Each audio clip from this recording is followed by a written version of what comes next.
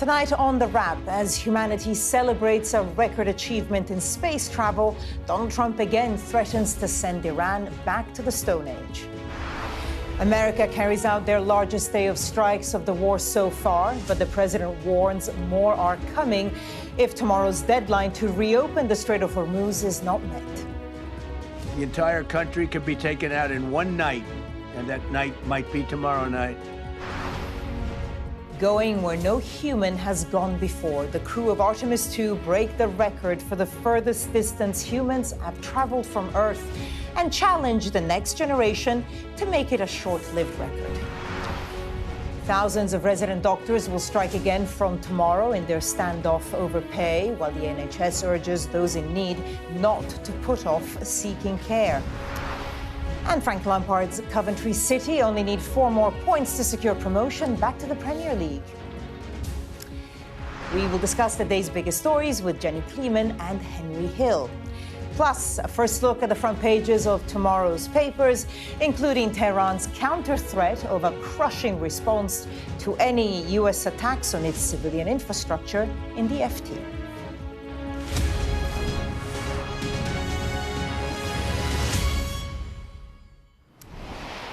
Good evening, and Jenny, Henry, welcome to you both. As we go on air tonight, humankind is the farthest distance it's ever been from Earth. The Artemis 2 crew has passed the distance reached by the failed Apollo 13 mission 56 years ago. We've been bringing you those extraordinary moments all evening, so let's start with that. Jenny, Henry, let's start with you. Your reaction to it? Oh, this is awesome. It's actually a good news story. Yeah. It's interesting to talk about, which is rare enough these days. But also, mankind needs a frontier, right? I think we've lost that since we stopped going to the moon. So next up, when are we landing again? And then, which billionaire is going to build the hotel? We'll talk about that later. Jenny? I think in a world where things can look incredibly ugly from the surface, I understand the appeal of this story, the idea of being far away from Earth and a bit of wonder and delight. It's fantastic news. Okay. Thank you both. We're going to have more on that story coming up. But first, it's been a contrasting day for the president, who started out handing Easter eggs to kids on the lawn of the White House and then ended with yet another threat to decimate Iran's bridges and power plants if a deal to reopen the Strait of Hormuz is not reached by tomorrow. Let's take a listen. The entire country could be taken out in one night, and that night might be tomorrow night. We have an active, willing participant on the other side. They would like to be able to make a deal. We have to have a deal that's acceptable to me. And part of that deal is going to be, we want free traffic of oil. We have a plan, because of the power of our military, where every bridge in Iran will be decimated by 12 o'clock tomorrow night, where every power plant in Iran will be out of business, burning, exploding, and never to be used again. I mean, complete demolition by 12 o'clock. And it'll happen over a period of 4 hours if we wanted to. We don't want that to happen. Well, let's bring in our U.S. correspondent, Mark Stone, who was listening, of course, to that news conference. The first news conference since that rescue mission of the 2 crew who had been missing in Iran. And also the president there talking about that deadline and reconfirming many of the threats he's made before. Yeah, I'm sorry to be the one to bring you all 3 of you crashing back down to earth. But the news down here is serious. I mean, you heard it there from the president. Quite extraordinary language from the president, articulating in vision what he said at the weekend with a bit of colourful language on Truth Social, saying that by tomorrow night, 8 p.m. Eastern time, he will decimate Iran. He said it a number of times. The entire country can be taken out in one night, and that night might be tomorrow night. And he said it flanked by his CIA director, his defense secretary, Secretary of War, Pete Hegseth, and his top general. It was a news conference of 2 halves, really, because the first half, and it was much anticipated. You know, people really, I've never been in the briefing room when it has been quite so jam-packed. So many of us in this really very small room. two halves, because much of the news conference, certainly their statements, was all about putting a very positive spin on what was clearly a very fraught rescue operation over the weekend. Two pilots of that F-15 that was shot down on Friday, both of them rescued. The first quite quickly, the second it took time. It was very, very complicated. Of course, it was in the end a successful operation. We learnt how it involved a lot of troops. It involved a lot of aircraft, low-flying aircraft in enemy airspace. They presented it almost as a movie script, and you could be sure it will be made into a movie one day. But I also felt like they were trying to focus our attention on that and not on the questions which came in the second half of the news conference about where all this is going. What next? What is the plan, Mr. President? So many times he was asked that. And as ever, over the course of the past month or so that this war has gone on for, he meandered. He gave different answers to different people about what precisely the plan is, what the exit strategy is. Although, interestingly, in the moments outside the news conference, in the Rose Garden and the grounds of the White House, where he had an Easter bunny next to him, an extraordinary juxtaposition, and where he was telling children that they could sell his signed autograph for thousands of dollars on eBay, he was also asked about what the plan was. And he said there, look, I'd actually like just to take all the oil from Iran,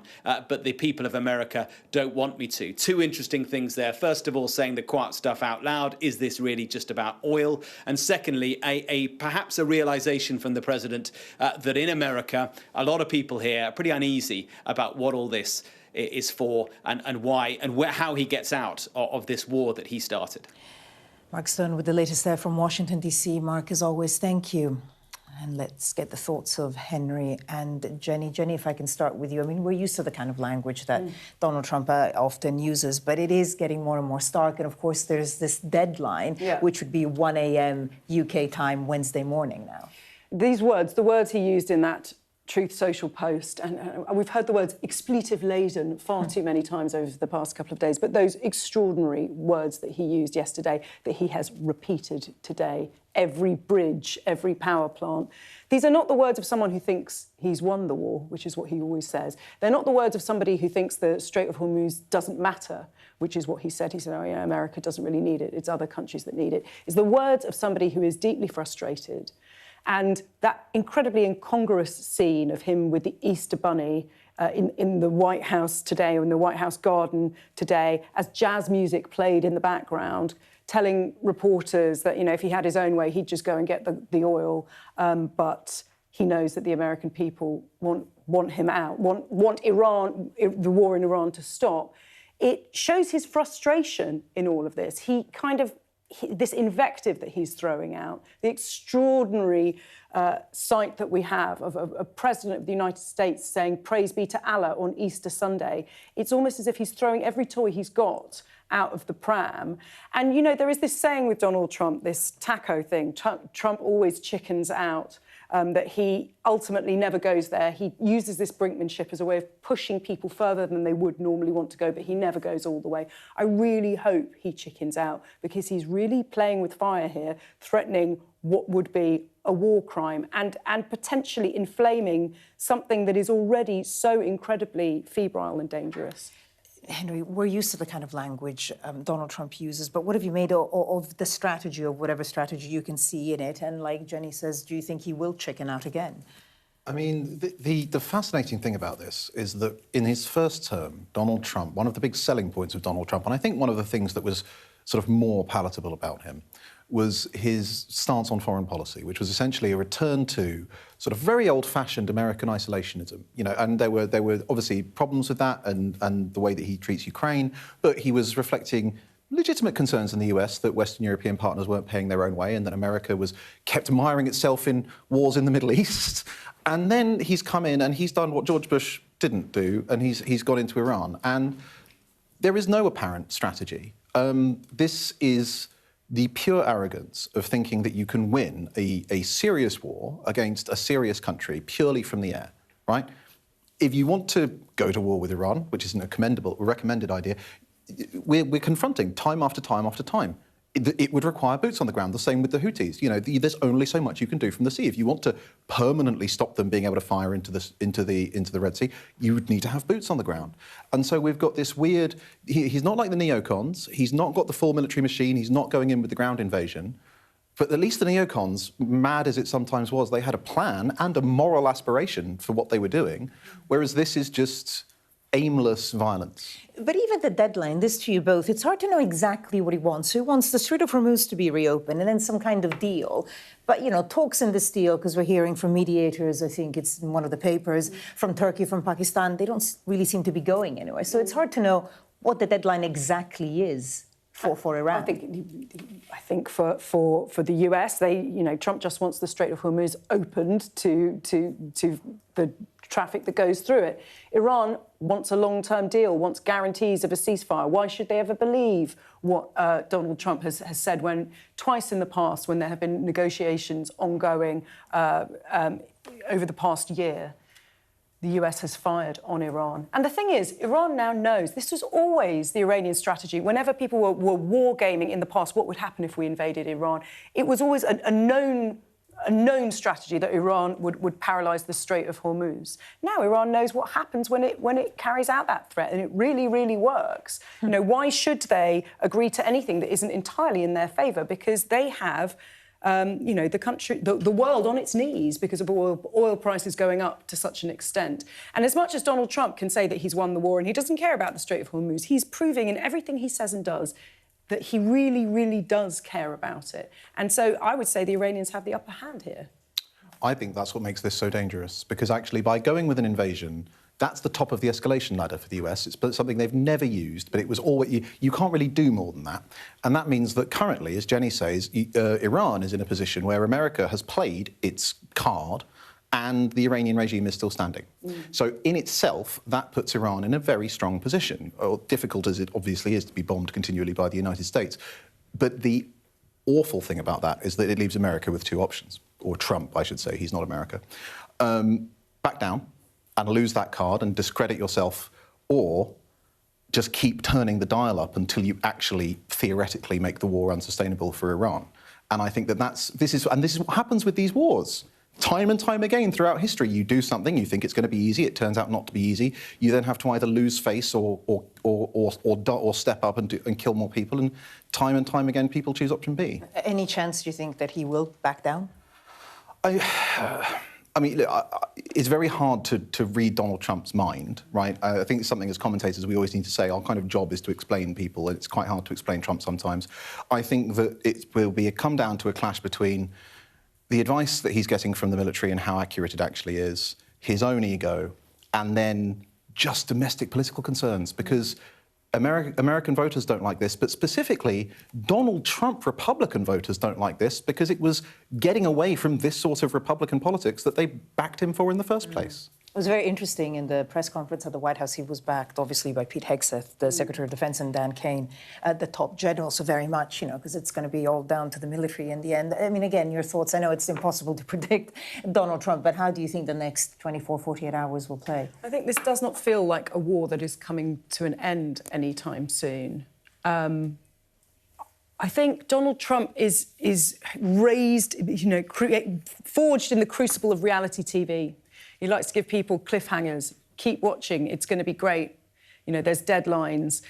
He likes to cultivate that drama. But I think the problem, our mistake as commentators, as journalists, has been to laugh at Donald Trump and to mock him and to point out all the ridiculous things, his ridiculous language, the Easter Bunny, all of the rest of it.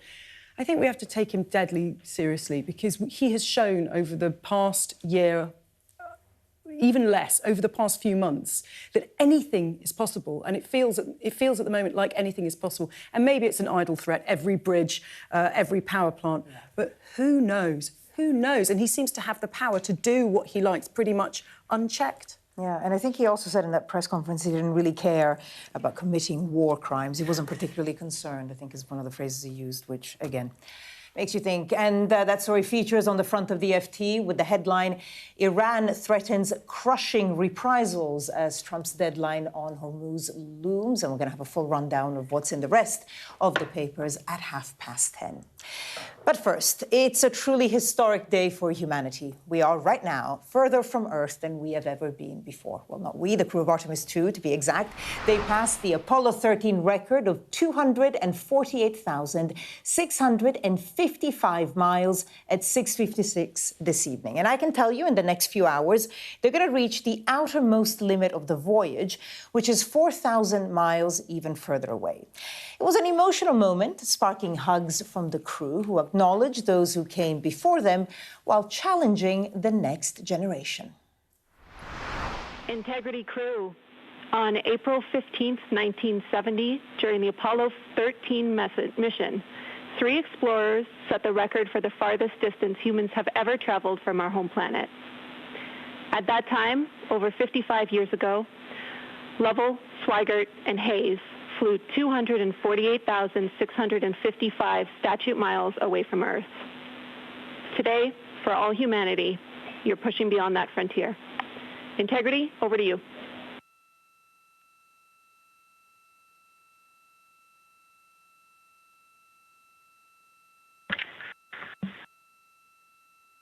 From the cabin of Integrity here as we surpass the furthest distance humans have ever traveled from planet Earth. We do so in honoring the extraordinary efforts and feats of our predecessors in human space exploration. We will continue our journey even further into space before Mother Earth succeeds in pulling us back to everything that we hold dear. But we, most importantly, choose this moment to challenge this generation and the next to make sure this record is not long-lived.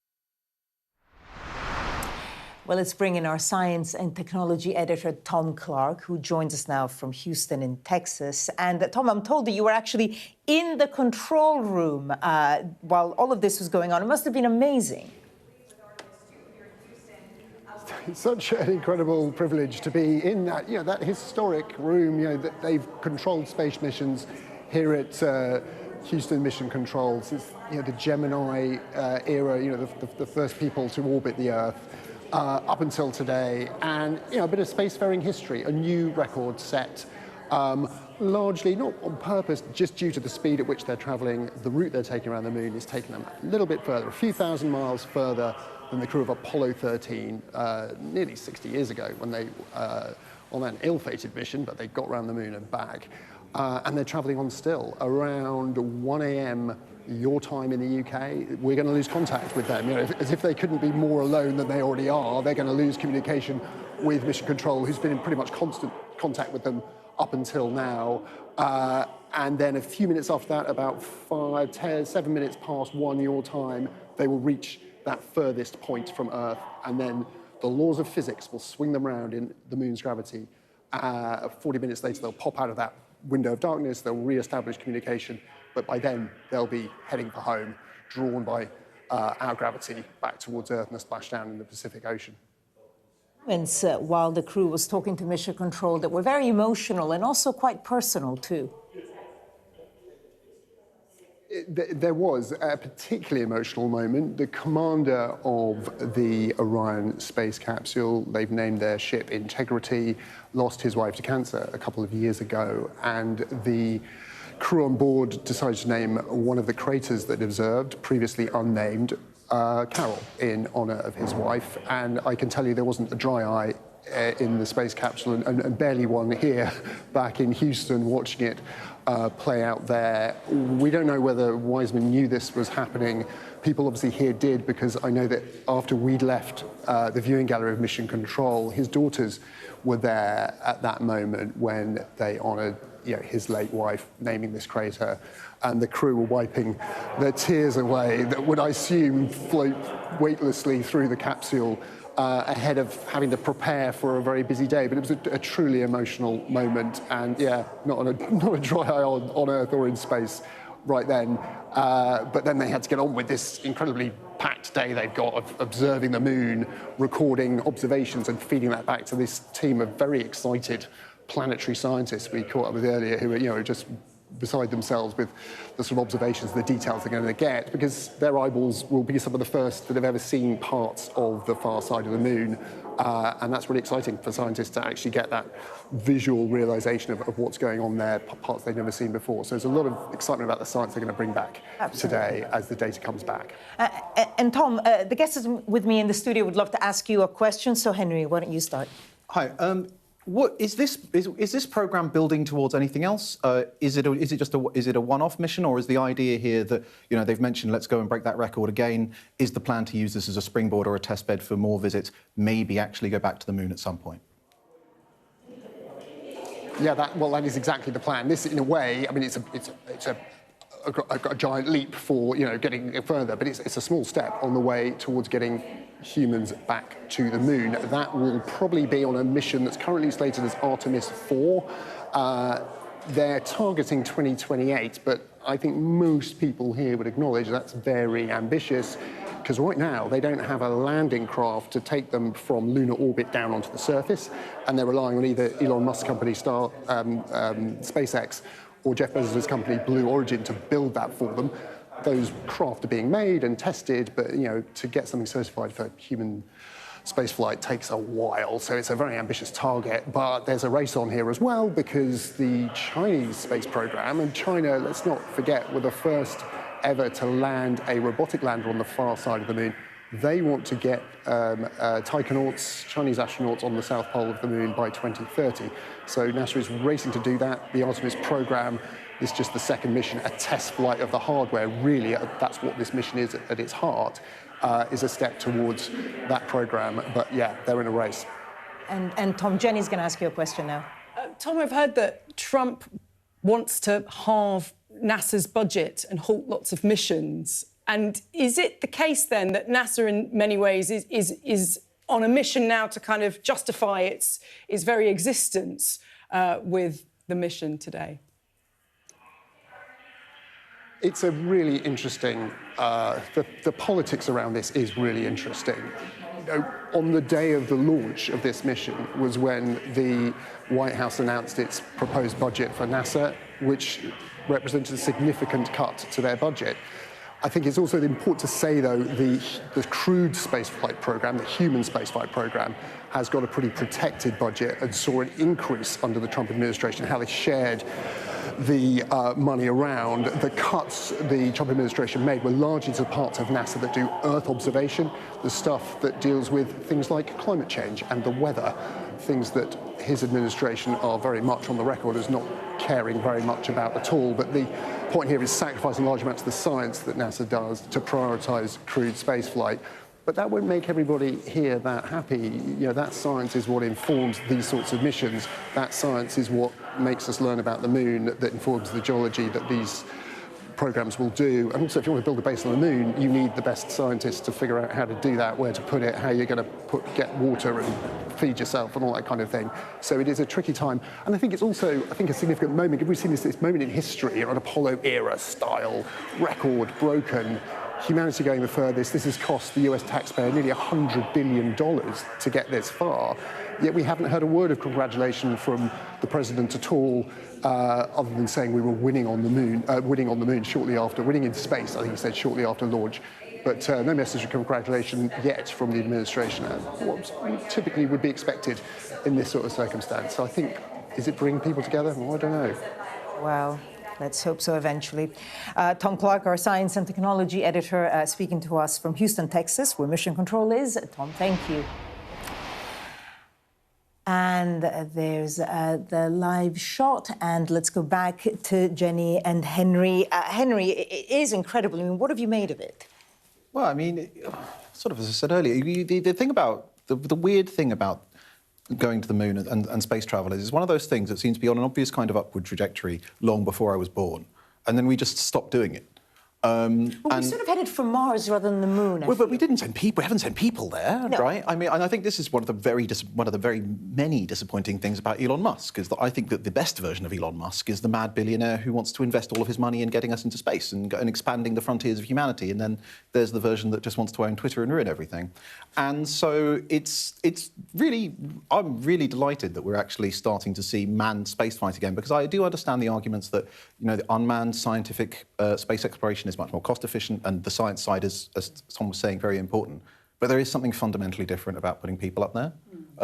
And so at a time when covering the news every day can be fairly miserable, I think this has been a really phenomenal story. Yeah, I mean, like we were all saying, the emotional element, it was so moving when we heard from them earlier today. Jenny, you managed to get Trump in. Yes, I did. I mean, it's very expensive, and I can understand why not having, you know, I can understand all the arguments for not having manned missions, but I was really interested when I was hearing what they're actually going to be doing when they go to the far side of the moon, which is taking photographs, making sketches and recording voice notes of what they see, which is what I do for a living as a journalist and as a reporter. And they're effectively going up there in order to report back as human beings. And it is very much a very kind of human experience. I think there's some things that only the human eye can see. And also just some sense of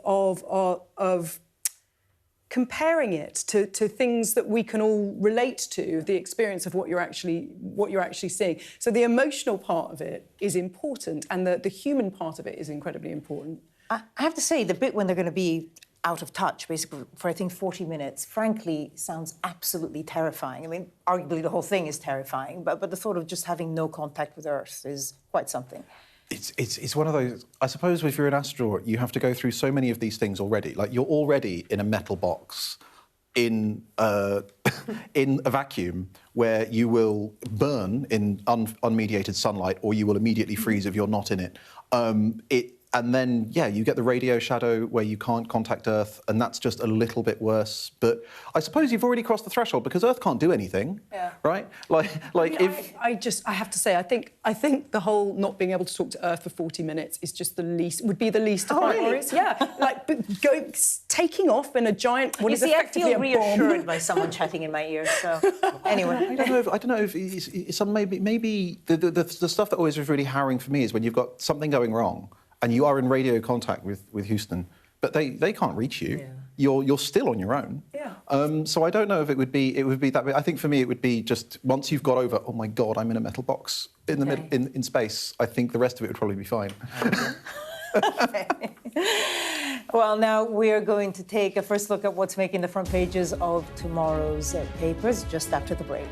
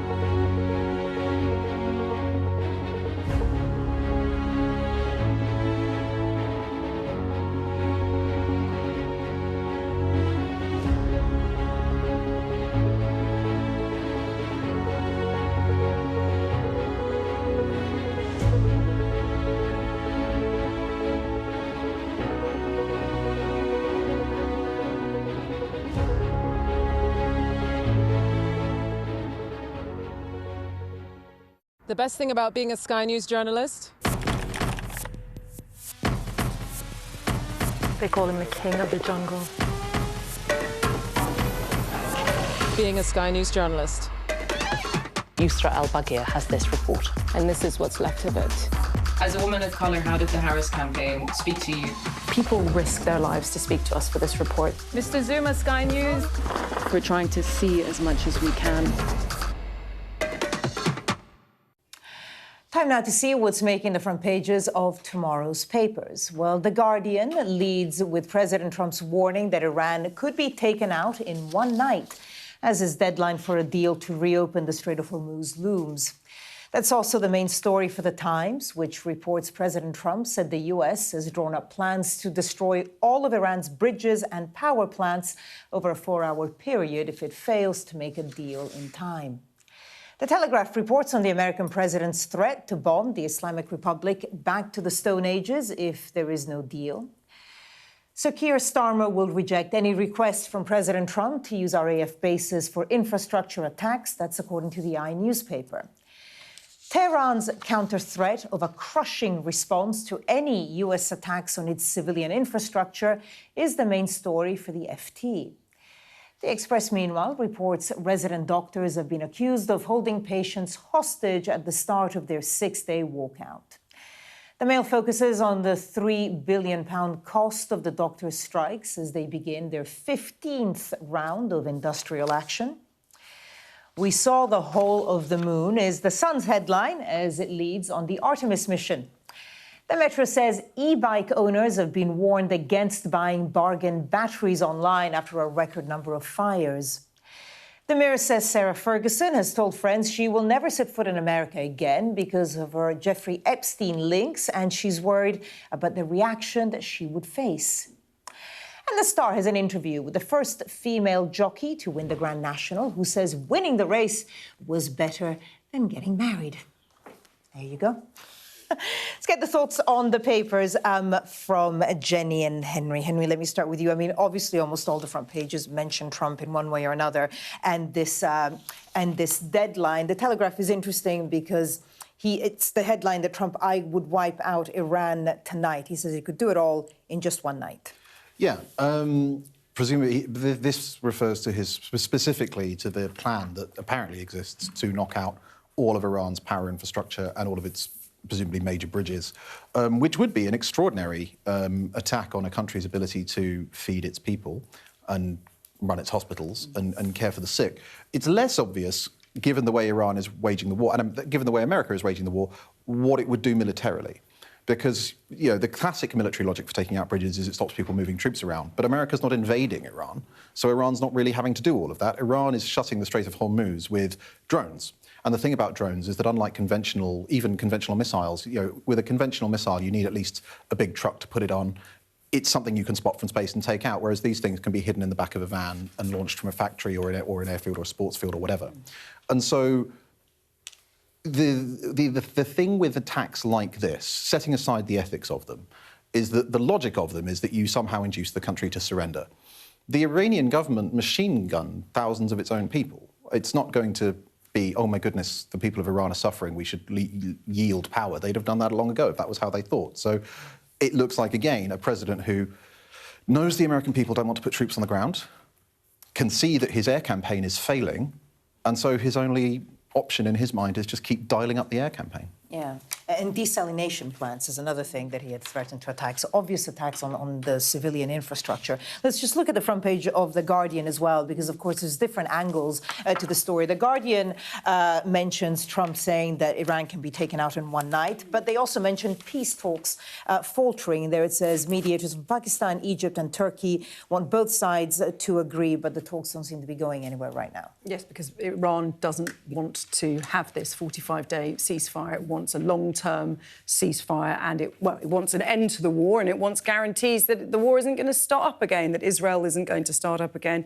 and neither is the US, and that is totally understandable. The thing that's interesting about this phrase that Trump said, that Iran could be taken out in one night, he said they can be taken out in one night, maybe tomorrow night, underlining his threat that he made first on Truth Social yesterday about this deadline, which comes out as 1 a.m. On Wednesday morning for us. He made this comment in the middle of the press conference, I was watching it, where he was meant to be talking about the rescue of the airmen, and this was one of these little off-the-cuff comments that he made. And clearly they wanted to be talking about the airmen a lot more because that's the kind of Hollywood movie version of Well, it was this. a success. It was a success. Well, was it? The rescue was a success, but they were spinning it as if it was some military victory, which it was not, in that Iran managed to bring down an F-15 plane and seriously injure a senior airman. And they had to leave a lot of aircraft behind as well. It was an extremely costly expedition, and amazing that they rescued him, and extraordinary. And I'm sure the movie rights are already being debated at the moment, and it will make a beautiful film. But this was not a big military victory. This was saving what could have been a terrible disaster for the US, and it by no means was a military victory. He said this is a kind of off-the-cuff comment, as a sort of low-lying. He wants to keep this level of menace in everything that he does, but without realising that he's given these ridiculous deadlines. I've done this show enough times that I've been sitting here being, oh, the deadline's in 5 days, then all hell's going to break loose. Oh, no, now it's in 10 days. You can be as menacing as you like and use whatever language that you like. Iran is not going to take this seriously, and why I don't understand why this threat to do this is going to hold any sway for them whatsoever. You can't believe what either side say in this conflict. And let's just mention what the other side is saying, because that's front page of the FT. Iran threatens crushing reprisals as Trump's deadline on Hormuz looms. Just on a final point on Iran, because there's lots of other stories that we should also talk about. But, you know, if his point is to try to get the civilian population to rebel against the regime, which, of course, we'd seen those protests in January where thousands of people were killed, you know, all the attacks that he's planning are not going to do then. The regime is going to be even more emboldened. Yeah, I mean, the thing about civilian populations overthrowing the regime is that it almost invariably requires the regime to not shoot them. It requires elements of the regime to be unprepared to leave barracks. That is invariably the case. There is nothing inevitable about an evil, tyrannical government being overthrown by the people, right? That was the mistake that some people made before Tiananmen Square, is that, oh, my God, look at all this people power. And it turns out that, no, if you are prepared to drive tanks over people, and crucially, if your tank crews are prepared to drive over people, you can stay in power. And so I think that any strategy involving the Iranian government being overthrown by an unarmed people that it's prepared to shoot is obviously for the birds. If the US wants to do regime change, which it seems to be in two minds about, it is actually going to have to go and try and do regime change itself. Yeah. And it's not, because that's been discredited and American voters won't wear it. Just on a final point, during the press conference at the White House, he did even say that anyone who protested against the regime would be shot. So he's sort of giving all these strange mixed signals. Right, let's move to lighter stories. How about the moon? Daily Mirror, pages 8 and 9, lovely double-page spreads there. Another giant leap for mankind, and some of the amazing pictures that we saw earlier today. Jenny. I think we could all do with a bit of escapism and wonder and putting things into perspective. And, you know, we're all learning so much. I learnt the difference between the dark side of the moon and the far side of the moon today, because they're different things. The far side is the side that we never see, but that these guys are going to get to see and document with their voice notes and photographs and sketches. And it's magical, really, especially when you hear the very moving way that they are talking to the control room. And, you know, that's before we've even seen the pictures or kind of learned what they've learned. So it's nice to have a success story, and long may it continue. Yeah. Ditto, I guess. I mean, it's got absolutely no dispute there. I mean, I think, as I was saying before, one of the sad things about space travel for me is that it's one of those things that stopped happening before I was born. Really, we go up to Earth orbit, but the Apollo mission was 56 years ago, sort of the last one, yeah. And I'm very much of the view that, like, no, there should have been it should have been exactly as all of the sci-fi authors said at the time. It should have been, you go to the moon, then you stay on the moon, you build a moon base, and then you go to Mars and all the rest of it. So we're decades behind where we should be in terms of space travel. So this is absolutely wonderful to see. OK. Let's move on to other stories, some domestic news. We haven't been doing that much of that. Unfortunately, it's not a great one. Front page of the Daily Express, doctors hold patients hostage with strikes. It's a strike that starts tomorrow and goes on until Monday, 7 a.m., so Monday, April 13th. Jenny, if I can start with you. Again, it's the sort of used to be junior doctors, resident doctors, still not happy with the deal, BMA going for the strikes. And, of course, these strikes are carefully timed to have the maximum impact. We're just coming back over the long Easter weekend. There's many people who will be thinking about going and seeking help tomorrow, and there's going to be a strike. It's difficult to know what to say after there have been so many of these strikes. It's been going on for so many years. I think people are tired. I think sympathy for the resident doctors is not as high as they would like it to be, and they need to have definitely a different kind of comms strategy to the one that they've been having, because it is difficult to see how doing the same thing over and over again and expecting a different result is going to do anything other than really anger patients. And just as a reminder, the BMA say it's about pay erosion, with pay down by a quarter in real terms since 2008. Not a line that I think garners a lot of sympathy from the Daily Mail. If we look at their headline, £3 billion is the cost of doctors' strikes. Henry, what do you make of this yet another strike? Well, I mean, for one thing, I am shocked that giving junior doctors a new title did not, in fact, please them and stop them from striking, now that they're resident doctors. The thing about this is that the Tories did this several times. We've seen this play out time and time again, which is that the doctors have all of the leverage because we have a near-monopoly healthcare provider, which is the sole employer of them, which means they can do a national strike, which is illegal in the private sector. And then the politicians complain about it, but the politicians have no leverage, and so eventually they fold. And then the next year, the doctors come back. If you look at, and obviously Labour is in a slightly different position because Labour likes to style itself as the party of the NHS and the party of the unions. But when you looked at the Tories in the last government and their sort of absurd posturing of like, oh, we're going to stand up to the unions like Thatcher did, what Thatcher did, and actually what Rupert Murdoch did with the Times, is that they had a strategy for delivering a structural change that would fundamentally break the power of the relevant union, right? By the time Margaret Thatcher was done, the National Union of Mine Workers was not a power in the land anymore. By the time that Rupert Murdoch had modernised the Times' print machinery, the print unions were irrelevant. They had not got the power anymore. And so if you want to take on the healthcare, if any government wants to take on the healthcare unions, it needs to have a strategy for breaking their ability to have national strikes. And in the terms of our employment legislation, what that would mean is that you would have to have some kind of way of making doctors individually employed by healthcare, by NHS trusts rather than by the NHS, because then you could only have strikes on a trust-by-trust basis or something like that. But unless a government has that kind of strategy, and there's no evidence that either party has any intention of doing this, there's no point. They're going to fold eventually. Jenny? Just the number crunching with the Daily Mail is particularly interesting, where they're saying that, you know, that and I think this £3 billion figure that they've come up with is for all 15, I think, strikes that have happened over the last 3 years, but that could pay for 1.5 million operations, 15 million outpatient appointments, 75,000 nurses for a year, or would be used to build 3 new hospitals. This is the sort of thing that just maddens people, because it just feels like such an unnecessary waste, particularly at a time when we are all feeling that there isn't enough money to go around. Do you think there is going to be very little sympathy for the resident doctors?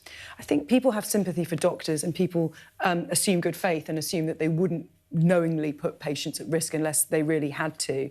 But I think strikes can't be the answer. OK.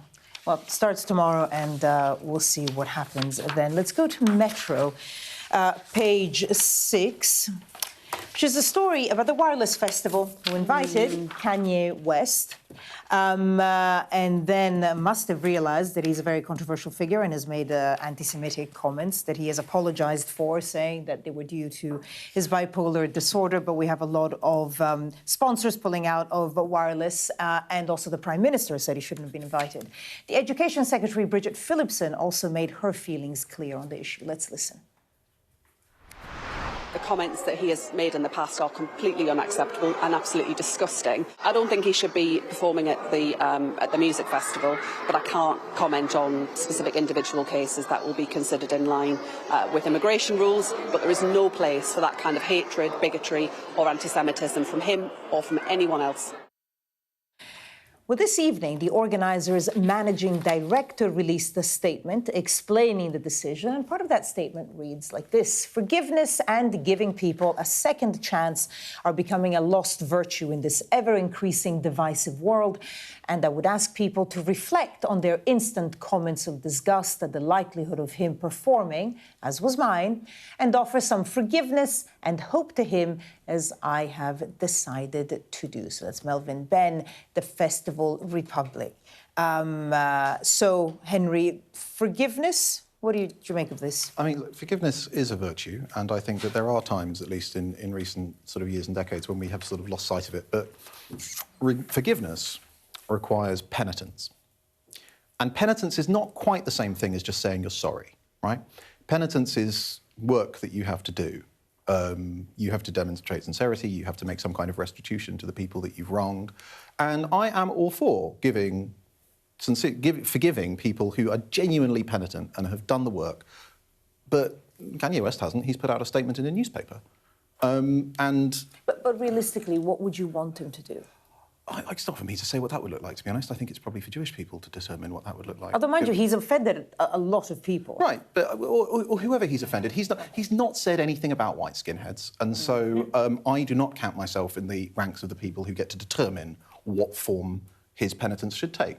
But the idea, because forgiveness is important, but the idea that he can simply put out an official statement saying, I'm very sorry for being a Nazi, and he immediately gets booked to perform at a major festival, that's not forgiveness. 3 nights as well, right? Headline. Jenny?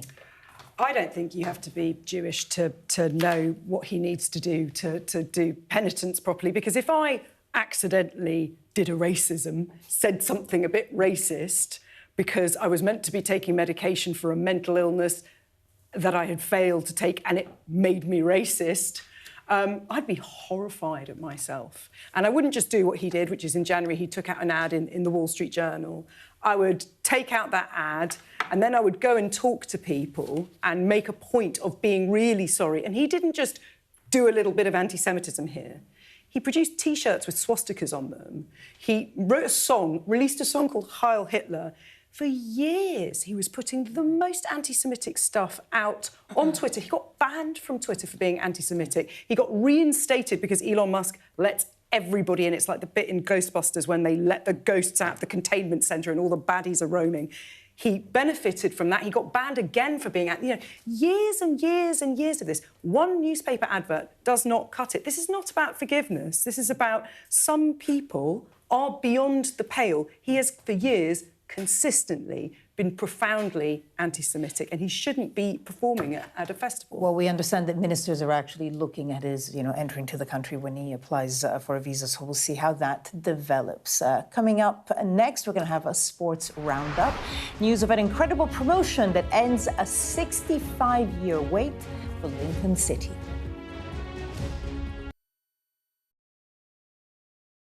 I'm Adam Parsons, Sky's Middle East correspondent.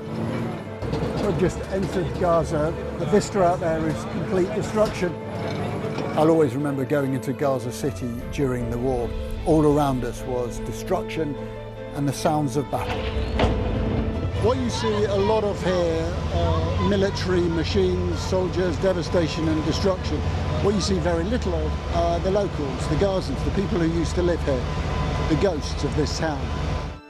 I witnessed the scars of the October the 7th attacks, burnt out homes, bullet holes in walls and bloodstains on the floor. People were murdered. You have the black flag, you have the yellow flag, people were kidnapped. Inside this convoy, prisoners released by Israel in exchange for their hostages. The Israelis insist that many of these prisoners are terrorists. But here, the Palestinians consider them a blend of freedom fighters and political prisoners.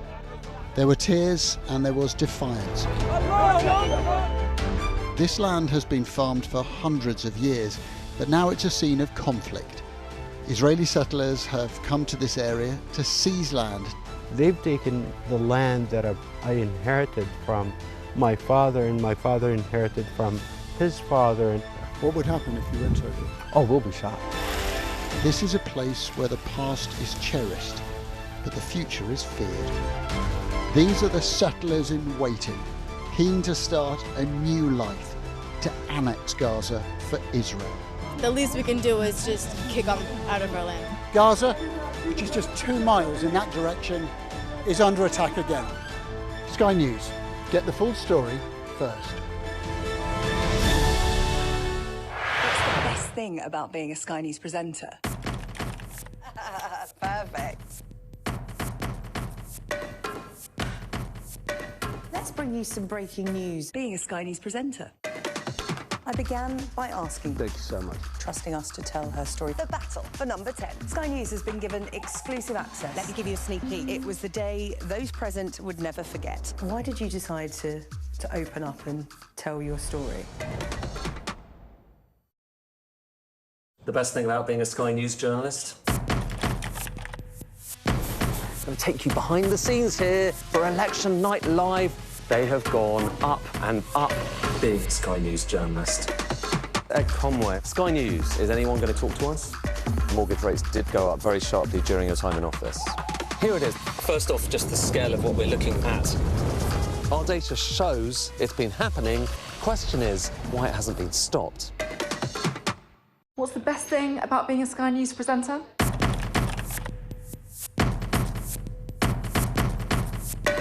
We've done the work and the reading, so you don't have to. Being a Sky News presenter. Hello and welcome. Westminster, the heart of British politics. I'm so sorry about what happened to you. So what on earth is going on? It's not true. Can I tell you what I think? It's really unusual. Mornings with Richard and Frost. Let's crack on. Let's get started. And let's get the latest now from Sky Sports News with David. Hello. The race for promotion to the Premier League took centre stage over the Easter weekend, and Coventry need just 4 more points to seal their return to the top flight after they drew with Hull. Coventry haven't played in the Premier League for 25 years, but they are thriving under Frank Lampard's leadership, and they are closing in on a return to the top flight. Their point against Hull means that just 4 more are needed from their final 5 games of the season to guarantee promotion. There is a scenario where you could be promoted next weekend, depending on other results. I mean, how do you see it now? Just do our job right. Saturday comes, the boys need to rest a bit after that, try and win the game that's in front of us. Don't take anything for granted. Ipswich have jumped into the second automatic promotion place by coming from behind to beat Birmingham 2-1. Ben Johnson and Casey McAteer both scored in the space of 5 minutes to turn the game around for Ipswich. That lifted them above Middlesbrough and Millwall, who both dropped points on Easter Monday. It was a day of sheer joy for Lincoln City as they secured promotion to the Championship, returning to the second tier of English football for the first time since 1961. Jack Moylan scored a 96th minute winner to beat Reading, which sparked jubilation among the Lincoln fans as they celebrated the culmination of a remarkable rise, which has taken them from non-league football to the Championship in the space of 9 years. Women's FA Cup holders Chelsea are through to the semi-finals after beating Tottenham Hotspur 2-1. Sam Kerr gave Chelsea the lead before Evelina Samanen equalised for Spurs, but Vela Boomen scored an 86th minute winner for Chelsea to keep them on track for a domestic cup double this season. Chelsea will play Manchester City in the semi-finals, City beating Birmingham 1-0 to secure their place in the last 4. Imran Beni's cross set up Khadija Shaw to score City's winner. That's her 21st goal of the season in all competitions. Liverpool will face Brighton in the other semi-final next month. Arsenal will be hoping to avoid a third successive cup defeat when they face Sporting Lisbon in the first leg of their Champions League quarter-final on Tuesday. After losing the League Cup final and being knocked out of the FA Cup, there was good news for Arsenal, with Declan Rice, Gabriel and Leandro Trossard all taking part in training before the squad flew out to Portugal. But Bukayo Saka will miss the game through injury. So that's Arsenal, but perhaps the pick of the Champions League quarter-finals is Bayern Munich against Real Madrid, and Bayern have been boosted by the return of England captain Harry Kane. Kane missed England's defeat to Japan last week with an injury that he picked up in training, but he was back out on the grass as Bayern prepared for the first leg of their quarter-final, which takes place in Madrid on Tuesday night. Former England Rugby Union captain Courtney Lawes is leaving French side Brive at the end of this season to pursue an opportunity to come back and play in England. Lawes, who played 105 times for England before his international retirement in 2023, hasn't revealed where he'll play next, but he has been linked with a move to Leicester Tigers. There's more on all of those stories over on Sky Sports News and the Sky Sports app. We're back here a bit later on. Now let's take a look at the weather. You're looking happy. Well, the forecast looks good. So you've sorted the travel insurance then? All Clear Travel Insurance sponsors Sky News Weather. Well, it's looking more settled this week and quite a bit warmer into Thursday. Southern parts are likely to see the highest temperature of the year so far today. There will be a mostly dry start to the day with a patchy frost in the clearer, calmer north and east. But northwestern Scotland can expect a few showers. The far west of Ireland will see rain edging in too. Britain looks like staying mainly fine through the morning with long sunny spells. But northwestern Scotland will see a few more showers. Elsewhere, western parts of Ireland will turn wet. All Clear Travel Insurance proudly sponsors Sky News Weather. And coming up on the wrap at 11, Trump threatens to wipe out Iran if Tehran fails to make a deal to reopen the Strait of Hormuz. I'll be here with Jenny Kleeman and Henry Hill for more of the day's news. Stay with us.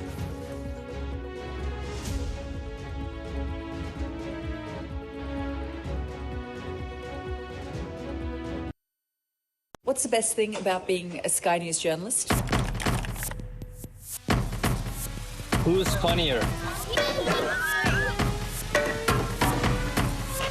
Being a Sky News journalist. A special edition of The World with me, Yalda Hakim. Pakistan had the right to respond. You're like, what? Historic day here today.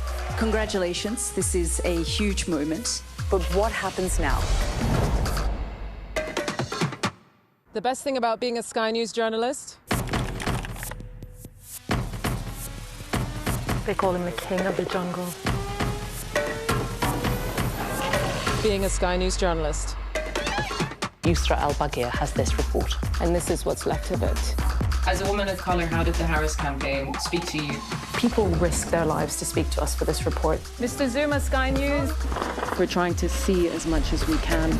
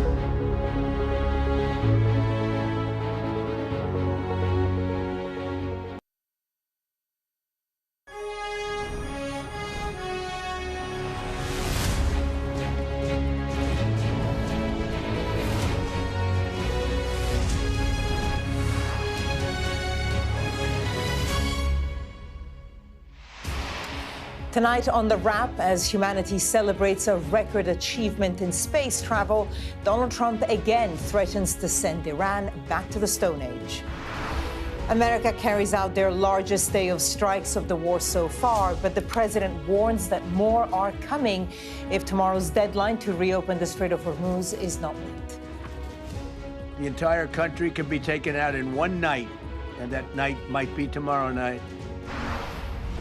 Going where no human has gone before, the crew of Artemis 2 break the record for the furthest distance humans have traveled from Earth and challenge the next generation to make it a short-lived record. Thousands of resident doctors will strike again from tomorrow in their standoff over pay, while the NHS urges those in need not to put off seeking care. And Frank Lampard's Coventry City only need 4 more points to secure promotion back to the Premier League. We will discuss the day's biggest stories with Jenny Kleeman and Henry Hill. Plus, a first look at the front pages of tomorrow's papers, including Tehran's counter-threat of crushing response to any U.S. attacks on its civilian infrastructure in the FT.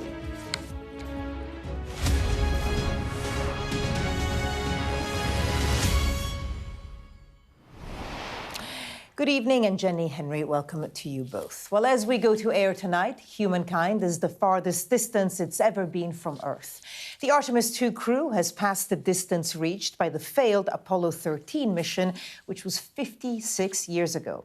Well, we've been bringing you those extraordinary moments all evening, so let's get reaction from our guests. Jenny, if I can start with you, what have you made of it? I think given everything that's going on planet Earth at the moment, I can see the appeal of wanting to be as far away as humanly possible from our planet. But, you know, in all seriousness, it is, I think we all need a sense of wonder and escapism and proportion at the moment. And just hearing the gratitude of the people on the mission and the way they appreciate the privilege that they have of being able to see the Earth as they're doing and seeing the moon as they're doing, it's really wonderful. Yeah, some very touching moments. Henry?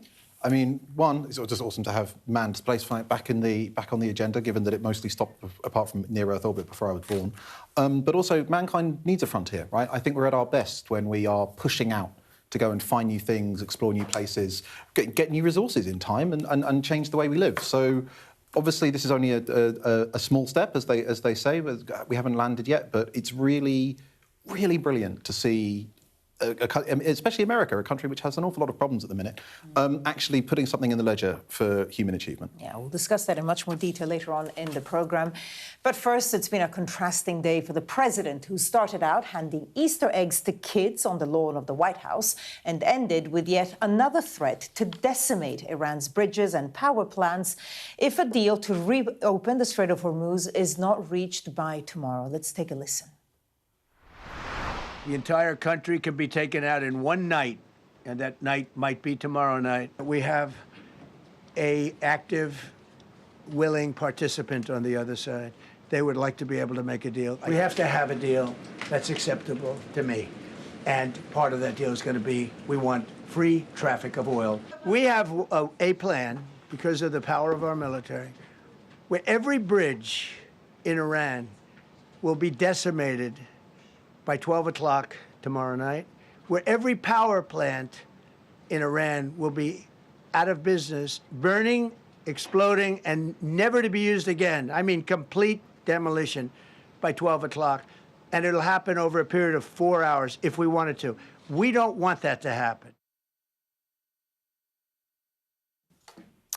Well, let's go back to Jenny and Henry and find out their thoughts on this. Jenny, if I can start with you. You know, we're used to hearing this kind of language from President Trump, but now there's this deadline, and any hope of escalation seems to be fading pretty quickly. I think it does not feel like this war is any close to coming to an end, and that this deadline, I don't see why Iran should feel that they need to comply, no matter how bombastic Donald Trump's rhetoric. And it is really frightening, because I think in Trump's first term of office, we were all told, don't look at what he says, look at what he does. Yeah. And in this second term, he's actually doing it. He's doing a lot of this stuff that would have been unthinkable to other US presidents, maybe because they were thinking more than 2 steps ahead. I don't even know if he says he likes to act on instinct, which is terrifying when you're dealing with a region as volatile as the Middle East. he should have been able to foresee that this problem with the Strait of Hormuz was going to arise, hasn't seen it, says that he doesn't care, says that he's won the war, and is now threatening war crimes, which he says he doesn't really care about. He doesn't care. You know, he has absolutely no standards whatsoever. So I feel like this entire... It is genuinely terrifying. And I think a lot of people yesterday, when they saw his post on Truth Social, felt that some page had been turned. There was a point of no return in terms of Donald Trump and his administration. So who knows what will happen? Well, because he's threatened to attack bridges, power plants, desalination plants. It wasn't in yesterday's statement, but he said it before. And Pete Hegseth, a while ago, said that rules of engagement were politically correct. So, you know, in light of all of that, you know, we can expect some kind of retaliation from the US president.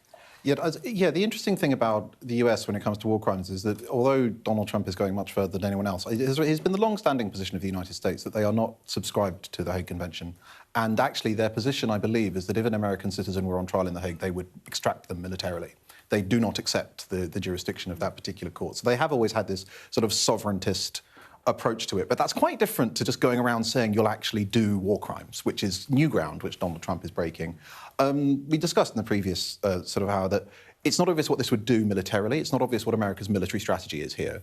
The Iranian regime is not going to be overthrown by the people of Iran because it has all the guns and is prepared to shoot them. You can't win a war against an entrenched, committed, decentralized enemy from the air. And because the American people won't wear it, Donald Trump is not talking about putting boots on the ground. And even if you wanted to achieve what appear to be the bare minimum actual American strategic objectives, which is knocking out Iran's nuclear program, that means sending special forces in to go and knock out some very well-entrenched underground forces. So if he's not prepared to do that, and I think that the worrying thing, one of the many worrying things about this is very often how escalation happens, right? Which is that people go into a conflict which they expect to be small or easy, and it's not as small or easy as they expect. And then they have two choices. They can back down and lose face, or they can just keep turning the dial up, expecting that the next thing will be the thing that makes their opponents implode. And that can happen historically over a period of weeks or months. You know, when we look at history, we tend to think of, you know, the start of World War I, for example, as just like, oh, yeah, and then it all kicked off. But actually, no, there were, you know, one country went into another country, and then there were a couple of weeks of wrangling, and then another country went in somewhere else. And so they do need to be incredibly careful about what the actual objective is here, right? If you want to do regime change, which they insist that they don't. Yeah. Well, the neocons at least understood that you actually have to go in and do regime change, right? But America doesn't want to do that. Do they want to dismantle the nuclear program? Iran currently has no reason to do that either. So it looks like a president who's run out of options, good options, and is instead just sort of smashing the let's kill slightly more people button in the hope that something changes. But there's no reason on current evidence to think that it will. And right now, this is a war, you know, between the U.S. and Israel against Iran, but we're seeing, you know, the Israeli invasion of Lebanon. Then we were seeing the attacks between the Gulf countries and Iran. There's been an Israeli attack on the South Pars petrochemical plant in Iran. I mean, we can see this escalate, and of course, financially, we're lucky enough that we just have to worry about the petrol prices going up and not our lives, but petrol prices going up is going to have a massive impact. So, it seems like we're all waiting to see what Donald Trump decides to do at 1 a.m. on Wednesday morning, and the impact is well beyond the region. Yes, and you're right to say that it's not just Donald Trump and what he's going to do at 1 a.m. It is also what Israel's going to do, because Israel is happy to behave in a kind of unilateral way, or what seems to be a unilateral way. And this targeting these petrochemical plants. They say they're doing that because it's fundamental to the economy in Iran, and that money is being funneled towards terrorist regimes or regimes that might attack Israel. But you can kind of justify doing anything by that rationale. You can destroy a country's economy and say we absolutely have to do this because you're funding those that seek to destroy us. The problem with what all of this has laid bare is the extent to which us in the UK have relied on an assumption of good faith in the US. You talk about how, you know, America hasn't signed up to, doesn't believe in the Geneva Convention or the Hague Convention, and that war crime tribunals wouldn't apply to them. But that's because we've always felt like it doesn't really matter because they're fundamentally decent, or they're fundamentally sane, or they believe in the same values as we do. A lot of people around the world wouldn't agree with that. I'm talking about in the UK. we have felt that we have enough commonalities that it doesn't matter if they're not necessarily tied down. And what Donald Trump has told us over and over again, if you assume good faith, you're a chump, and that actually all that you should assume from him and his administration is naked self-interest. Final point from you, Henry. I mean, it's baffling is the contrast between this and the first Trump administration, which, awful as it was on the domestic front, his foreign policy was, one, in line with what he promised, which was not getting involved in lots of wars, but also he did deliver things like the Abraham Accords, right? And sometimes his willingness to cut deals, you know, for example, on Morocco, he normalised Morocco-Israel relations because he just said, if you normalise relations with Israel, we'll recognise your sovereignty over Western Sahara. No other US president had done that because there was a whole international row about it, but it at least got something done, and it was his deal-maker guise, but it was delivering new diplomatic... And you could sort of see, if you squinted, oh, this is a different but perhaps useful US foreign policy in some ways. And he's come back as not even as a neocon, but just as somebody who really likes going to war. And it's baffling because his voters don't like it. The modern Republican Party that he's built in his image doesn't like it. Who is it for? And he wants a Nobel Peace Prize. That's the other thing. Well, jury's out on that one for the moment. Well, that story features on the front of The Guardian with the headline, Trump says Iran can be taken out in one night as peace talks falter. We will, of course, have a full rundown of what's in the rest of the papers at 11:30. But first, it's a truly historic day for humanity, which is right now further from Earth than we have ever been before. The crew of Artemis 2 passed the Apollo 13 record of 248,655 miles at 6:56 this evening. And I can tell you that later this hour, it will reach the milestone of what's called going dark, where they will spend 40 minutes out of communication on the far side of the moon. Sounds terrifying. But the record was an emotional moment, sparking hugs from the crew who acknowledged those who came before them while challenging the next generation. Integrity crew. On April 15, 1970, during the Apollo 13 mission, 3 explorers set the record for the farthest distance humans have ever traveled from our home planet. At that time, over 55 years ago, Lovell, Swigert, and Hayes flew 248,655 statute miles away from Earth. Today, for all humanity, you're pushing beyond that frontier. Integrity, over to you.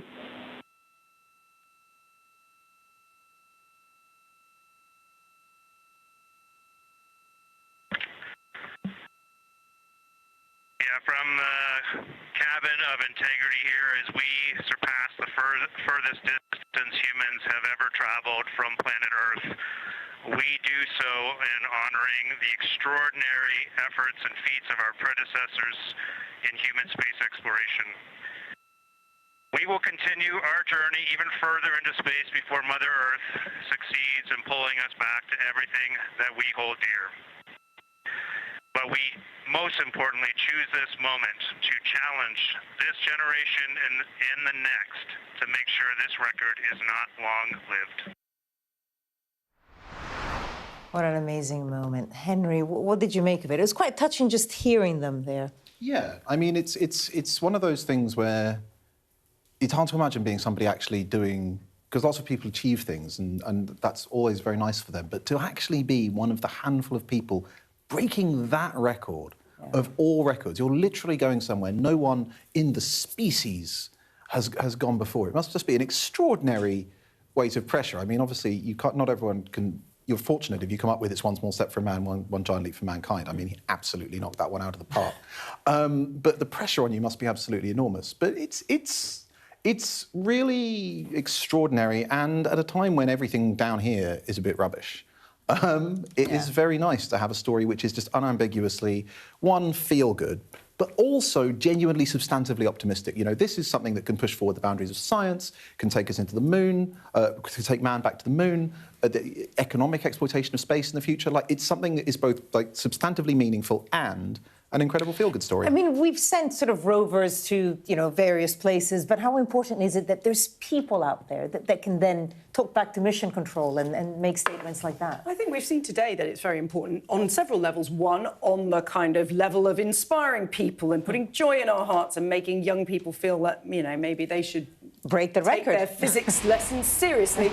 But also, what they're doing up there, in terms of their observation, is, recording voice notes, doing sketches, recording how it looks to them. It's not simply a robot there with a camera. They are recording their impressions, making comparisons with things that they know from their training. It is an extremely human experience, which is wonderful.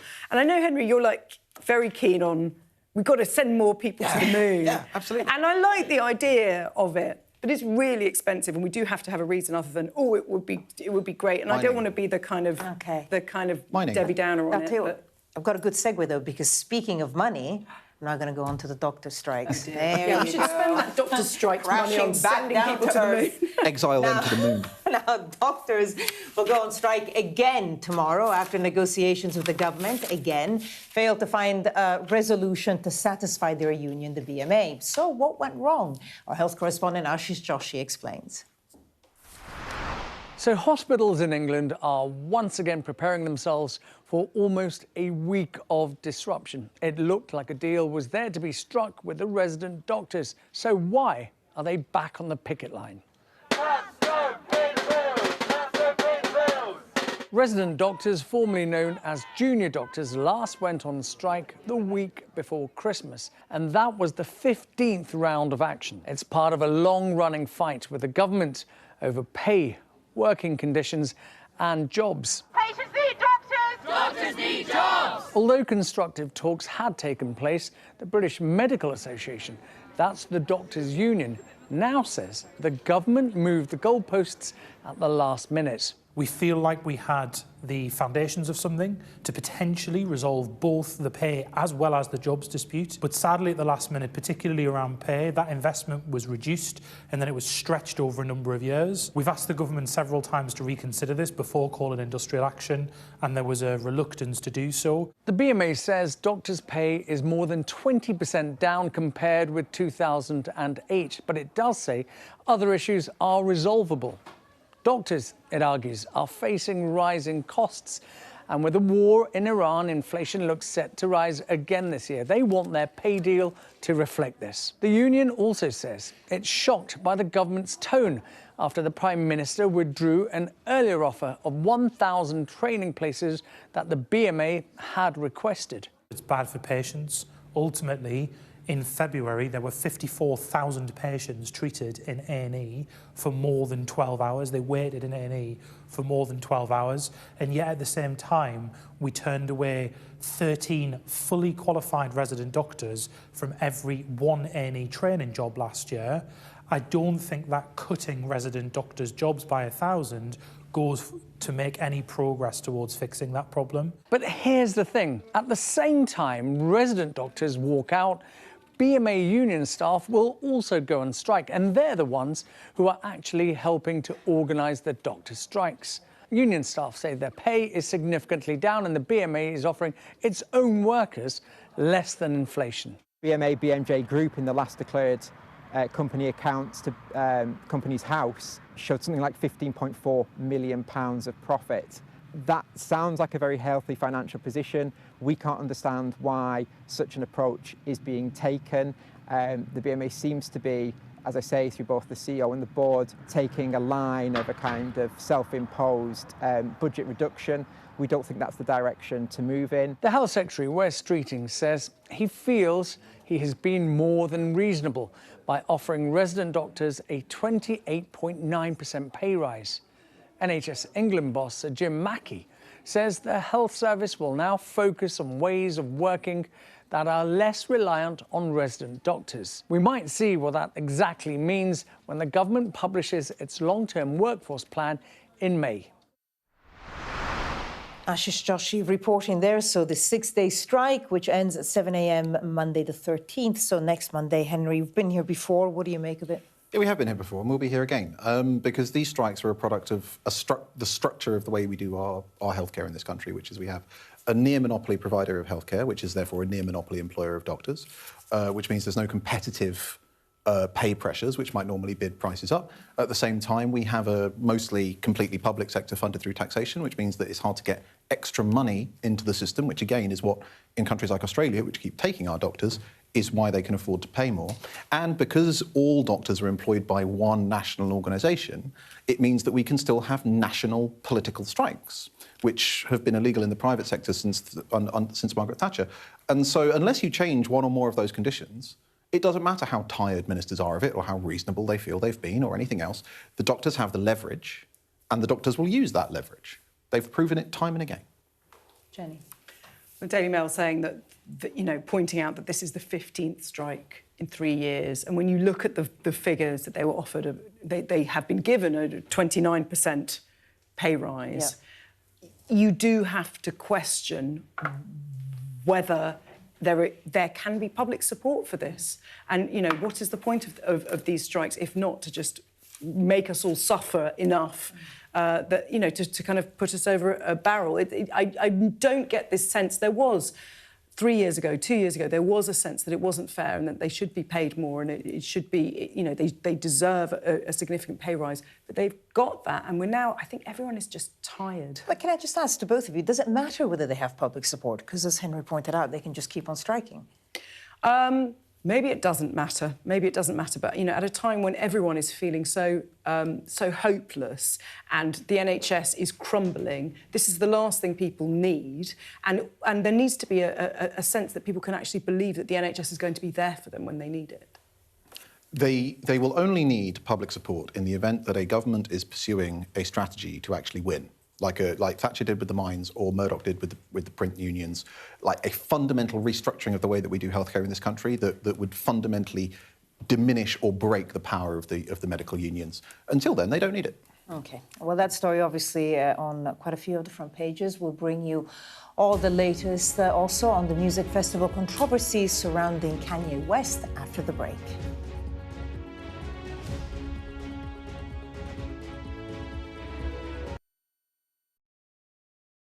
I'm Neville Lazarus, and I'm Sky's reporter based in Delhi. Over the next 45 days, an estimated 400 million Hindu pilgrims are expected to converge here in Prayagraj on the banks of the holy river Ganga and Yamuna. Jubilation in the streets, while some emotional. This is a political victory for Prime Minister Modi and his Hindu Nationalist Party. We take you to the heart of the story in the largest democracy in the world. Go ahead, back white jacket. Deborah Haynes from Sky News. He called you Daddy earlier. No, he did it very affectionately. Daddy, you're my daddy.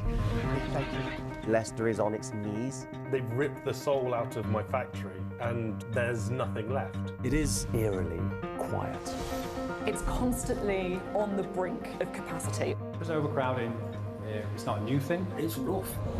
There's nothing to hide. Why aren't international journalists allowed in?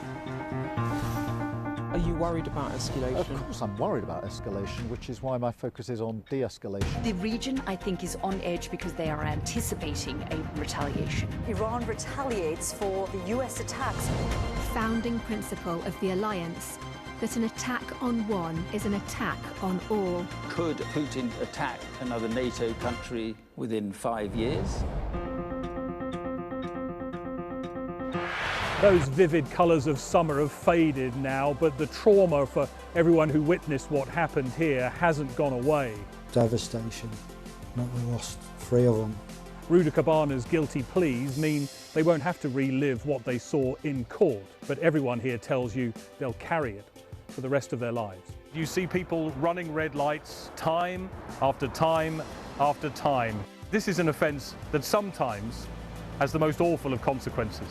When you speed through a pedestrian crossing, there is a risk that you could batter somebody to death. She filled our lives with light. She was innocent, she was happy. I'm Greg Milam, and I'm Sky's Chief North of England correspondent. He had a beautiful death. He fell asleep in my arms. This is about a dying person's choice to die peacefully when they want to, on their terms. What's the best thing about being a Sky News journalist? Who's funnier? Being a Sky News journalist. A special edition of The World with me, Yalda Hakim. Pakistan has the right to respond. You're like, what? Historic day here today. Congratulations, this is a huge moment. But what happens now? What's the best thing about being a Sky News presenter?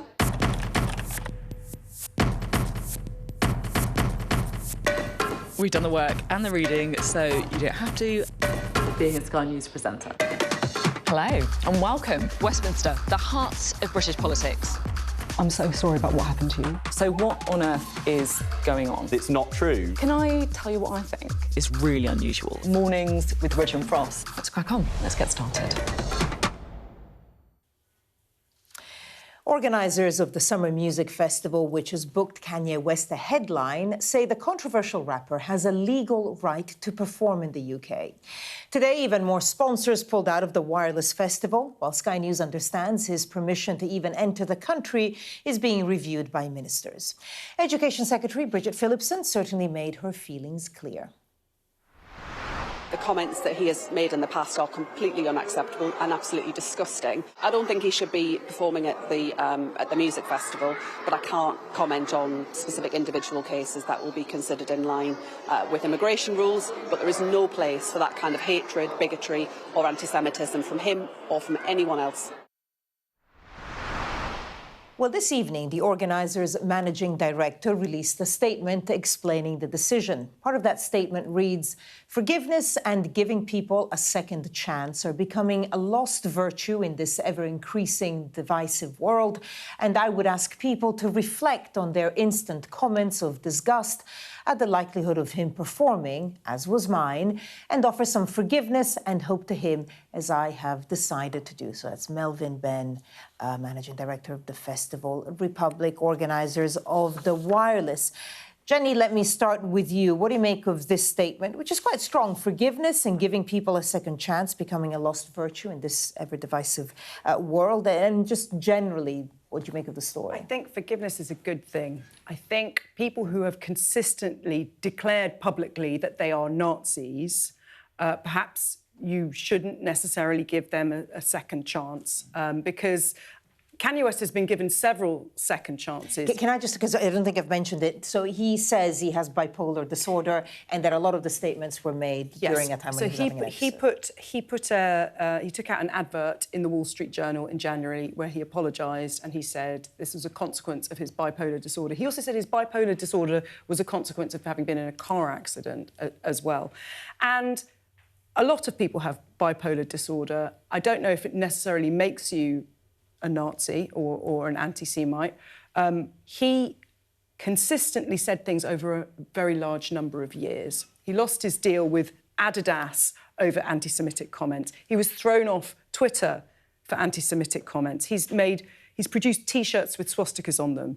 He's made a song called Heil Hitler, which he released. He has said some shocking things about wanting to go DEFCON 5 on all of the Jews.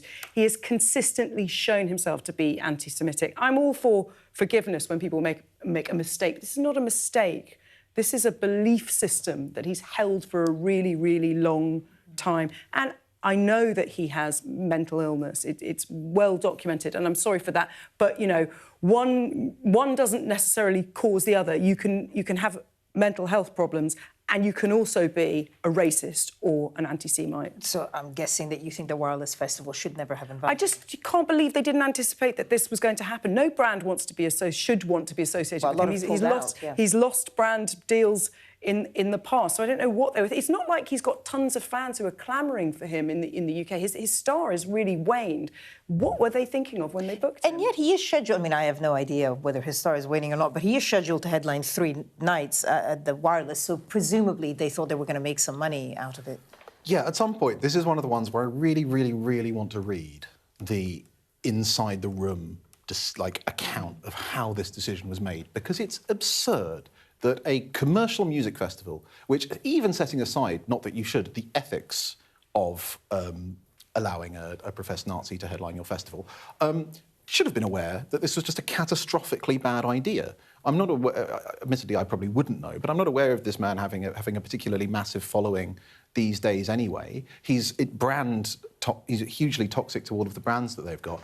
And it is an absolutely baffling decision. And I agree with Jenny on the forgiveness thing, because I think there is also a difference between, one, forgiveness requires genuine penitence. And genuine penitence is very, very hard and requires an awful lot of work. And often, if you've done something like that, it's a life's work, right? If you think about, John Profumo, when he did something wrong, he quit politics and he spent the rest of his life quietly working for a charity. And I can fully believe that he was genuinely penitent. But it's not, I've said sorry, please can I have my pop career back? That's not actually penitence. That is simply being like, well, I've said sorry, and so now I don't want to have any more consequences for all the horrible things I did. It's a baffling story on every level. I think the fact that they've dug in on this, the festival organisers, is baffling. Because there's two ways it could go. One is that sponsors are pulling out, so it may just be that they won't be able to have the festival unless they cancel him. But also there's a political angle, because now there is pressure on Shabana Mahmood to potentially not issue a visa, because he would need a visa to get into the country now. As I understand, he hasn't actually applied for it yet, and ministers are considering whether to grant it. So beyond the sponsors angle, Jenny, do you think that the government should step in? Because Keir Starmer was very clear 2 days ago even that he didn't I think want the government to go has ahead. to look robust in not approving of him coming to perform. But the thing is, if they deny him a visa, that's going to escalate this in a way that maybe he wants. Maybe he wants to make a scene out of all of this. If what he said in this January apology that he put in the Wall Street Journal is true, if I was him, I would be feeling mortified. And the idea that people were even having this discussion would make me feel ashamed, or would make me want to say, you know what, I'm not going to go until I've proven that I really am sorry. And I don't think he's behaving like someone who's mortified. He's behaving like someone who just wants to carry on working. Brief final point. Do you think the government should intervene? I suppose this is a conflict between, I think that you should have very high standards for applying that kind of rule. On the other hand, I think that he would be contributing to an already very dangerous level of anti-Semitism in this country. I suppose the only qualification I would have is it would have to be at least the application of a consistent rule that we have on this kind of thing, rather than politicians simply making a carve-out for a public case. OK, well, we'll see how it develops. In the meantime, it's now time to see what is making the front pages of tomorrow's papers. So let's go through some of them. The Guardian leads with President Trump's warning that Iran could be taken out in one night as his deadline for a deal to reopen the Strait of Hormuz looms. That's also the main story for The Times, which reports President Trump said the U.S. has drawn up plans to destroy all of Iran's bridges and power plants over a 4-hour period if it fails to make a deal in time. The Telegraph reports on the American president's threat to bomb the Islamic Republic back to the Stone Ages if there is no deal. So Keir Starmer will reject any request from President Trump to use RAF bases for infrastructure attacks. That's according to the I newspaper. Meanwhile, Tehran's counter-threat of a crushing response to any U.S. attacks on its civilian infrastructure is the main story for the FT. The Express reports resident doctors have been accused of holding patients hostage at the start of their 6-day walkout, which begins tomorrow. The Mail focuses on the £3 billion cost of the doctors' strikes as they begin their 15th round of industrial action. We saw the whole of the moon is the Sun's headline as it leads on the Artemis 2 mission. The Metro says e-bike owners have been warned against buying bargain batteries online after a record number of fires. And the Mirror says Sarah Ferguson has told friends she will never set foot in America again because of her Jeffrey Epstein links, and she's worried about the reaction that she would face. Finally, The Star has an interview with the first female jockey to win the Grand National, who says winning the race was better than getting married. I don't know whether she is actually married, though. And if she is married, what does her husband think of that? But anyway, there you go. Let's focus on some of those front page stories. Unsurprisingly, Donald Trump in many of them. Henry, if I can start with you. The Guardian, they're leading with Trump says Iran can be taken out in one night, and a slightly surreal picture of Donald Trump, his wife, and the Easter Bunny. There you go, if things weren't strange enough, but yet more bombastic threats from Donald Trump. Yeah, this is the weird thing about Trump, is that if he wasn't so awful and in such a position of power, he does have this ability to generate these amazing images. You know, there's putting the chocolate bar on the head of the kid dressed as a minion back in the first term and all the rest of it. And it does sit very oddly with the fact that he talks and governs the way that he does. I mean, clearly, I say clearly, as clear as anything is when it comes to covering Donald Trump. He went in thinking that this would be a relatively simple mission because America has the biggest, mightiest military in the world. And it hasn't worked out that way. And now he's stuck because hitting Iran militarily has always been the top of the escalation ladder for the US. It's always been the thing that they had in their back pocket when it came to negotiations. And now they've done it, and it hasn't worked. And the Iranian regime now has no reason to fold, right? Because it's actually the extent to which the Iranian regime would be strengthened both internally and externally if it manages to survive being directly military attacked by the United States is enormous.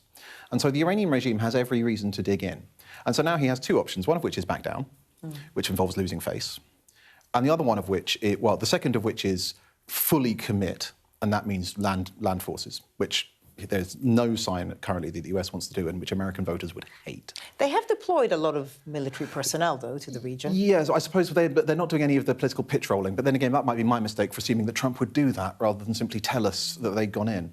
But then the third one is just sort of keep dialing up the air war and hoping that he can hit something that makes the Iranian government give in. But there's no reason currently, as far as I can see, to think that the Iranian government, which does not care about the people of Iran particularly, is going to be affected by attacks on civilian infrastructure. I mean, that's the thing, the difference between the government, the regime, and the people, because, back in January, he had told, don't worry, we're coming, the US is coming to help you, and of course that didn't quite happen. And then if we look at the front page of the Times, another thing that he has said, another phrase, and we keep on focusing on his language, but because it is so outrageous. And here it's threatens to bomb Iran into the Stone Age, because his threat is he's going to go for power plants, he's going to go for bridges, he's spoken about desalination plants. It's civilian infrastructure. Yeah, and the US has already been bombing universities, and there are students from those universities who came out to protest in January.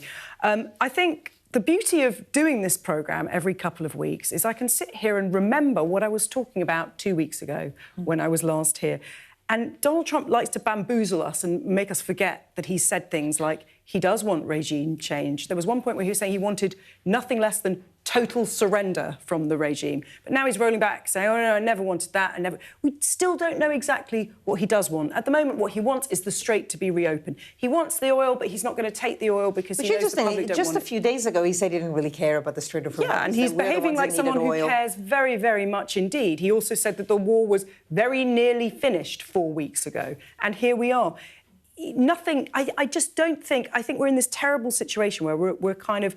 It's very bad for our psychic health here, for our mental health, because in one respect, you shouldn't listen to anything he says because it's rubbish. But in the other sense, anything he says, it might actually happen. So who knows what's going to happen at 1 a.m. on Wednesday? He said something very interesting in the press conference earlier. I think he said something along the lines of the war could end due to American public opinion, because this war affects all of us in one way or another, but actually it's American public opinion that could sway it. And famously, he's the man that said, I could shoot someone on Fifth Avenue and my base would still support me.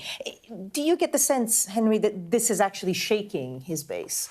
Well, his base never signed up for this, right? I mean, this is one of the baffling things, one of the main baffling things about this, is that the politics that Trump represented, especially in his first term, was a turn away from America as the global hegemon, America as the world's policeman, the kind of neocon, we're going to spread democracy. It was a turn really towards sort of 100 years ago style American isolationism. We've got our hemisphere and we're going to look after ourselves and then the rest of the world can look after itself. And you can agree or disagree with that. But from an American perspective, if you're a struggling American in certain parts of the world, of the country, you can see why a promise to wind down some of those very expensive commitments and commit that money to your community might have been attractive. And then he's come back in his second term as Mr. War, and he is just hugely enthusiastic. George W. Bush didn't hit Iran, right? And he has. And so I think the interesting thing is that this is something that the Trump base and increasingly the Republican Party, as he remakes it in his image, they're not Iran war hawks. The Iran war hawks are the last generation of Republicans, some of the last generation of Republicans. So his base don't like this. The Democrat base don't like this. It's hard to see what the electoral constituency for this war is, and he does have the midterms coming up. Yeah, he does. It'll be interesting to see if that is what sways him. But I found that phrase really interesting about public opinion, American public opinion. Right, we're going to have more of a look at tomorrow's papers after this break. Stay with us.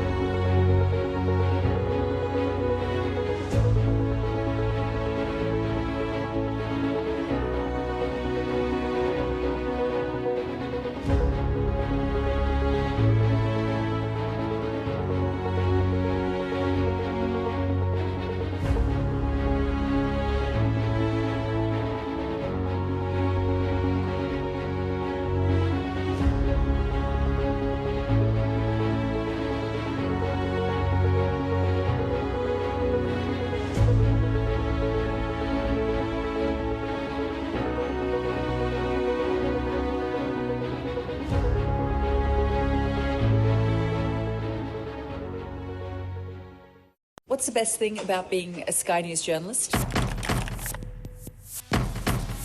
Who's funnier?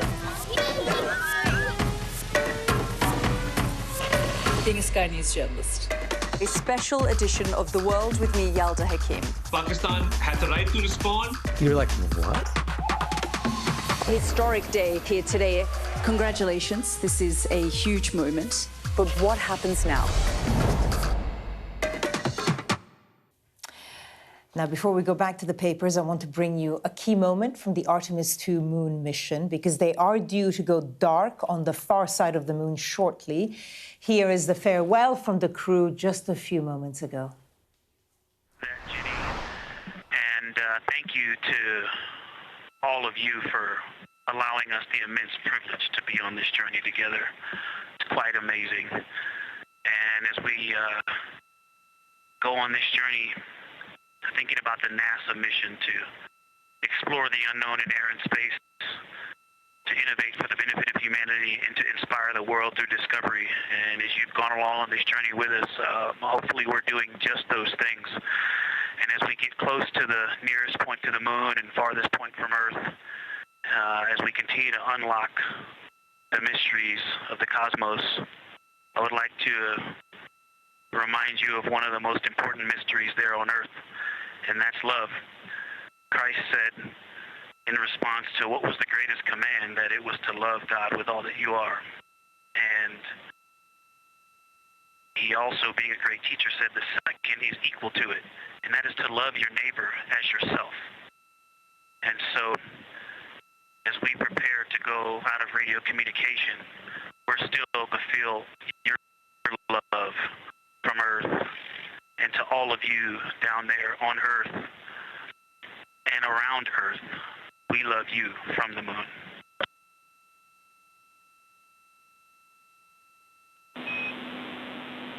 Houston copies. We'll see you on the other side.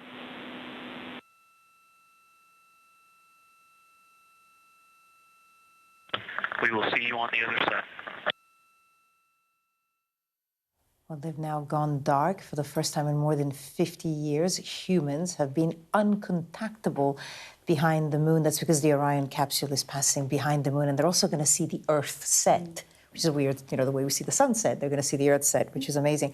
Really touching there, speaking about love and God. Yeah, very spiritual and quite incredible, because they are going to have 40 minutes when they are beyond any way of being in touch with our planet, and that is the last thing that they choose to communicate, which just proves that there is some sort of spirituality and humanity and a profound sense of the honour of getting to have that perspective of the world at a time when those kinds of motivations are kind of out of fashion, maybe.